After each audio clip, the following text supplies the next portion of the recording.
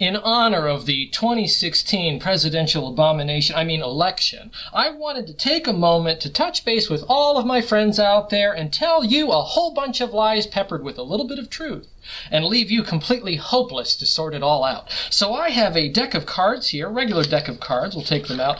We're not going to need the jokers, so we'll set those aside over there. I want to tell you a story about a fellow by the name of John Scarne. John Scarne was a card cheating expert. And as a card cheating expert with more than a 30-year career in the field, always looking out for the little guy, never once serving his own interests, managed to make casinos great again. This I can tell you with his expertise. John would serve casinos, and he would teach them about cheating techniques so that they could control their losses. Now, John would hang out with lots of individuals. He would hang out with security professionals and law enforcement officers, but he also would hang out with some very interesting characters, people like mobsters, gangsters, card cheats, and magicians, people that really couldn't be trusted.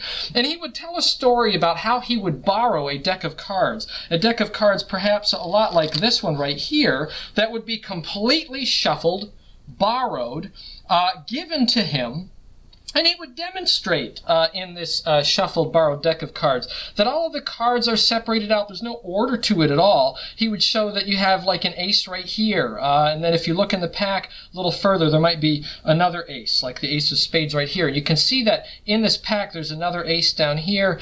You can see that everything is completely shuffled out. Way down here in the pack we see that we have yet another ace, all shuffled up. John would take this shuffled pack of cards to himself, and then he would, again, it's all normal. There's nothing strange about it. All of these cards are normal. There's nothing amiss here. Completely borrowed. He would take these cards and he would do a few controls of them himself. So borrowed deck, shuffled. He would take the cards. He would give them perhaps a little bit of a mix-up.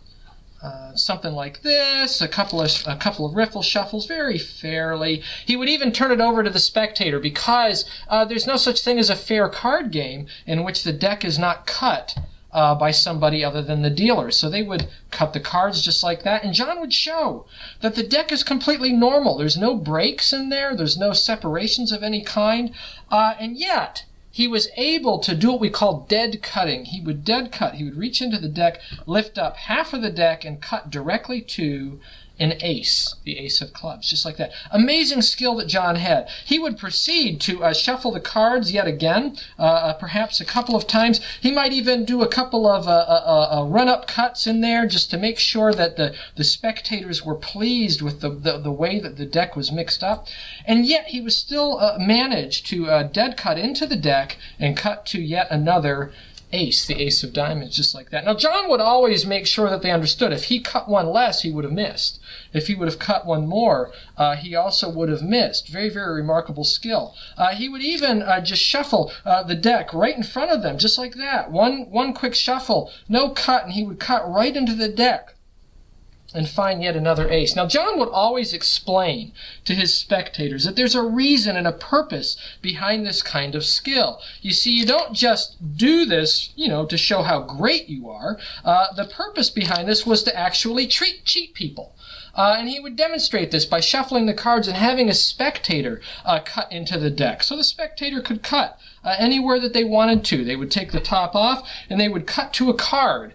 Something like the Eight of Hearts. It's not a bad card. It's a pretty high card. There's a lot of cards below this card that are lesser value. There's a few cards above it that are of a greater value, so it's not a bad choice. But John would say, it really doesn't matter where you cut. It doesn't matter at all, because a good cheater always has total control over the situation, total control over the narrative, and you never know that you're being cheated. Happy voting, America.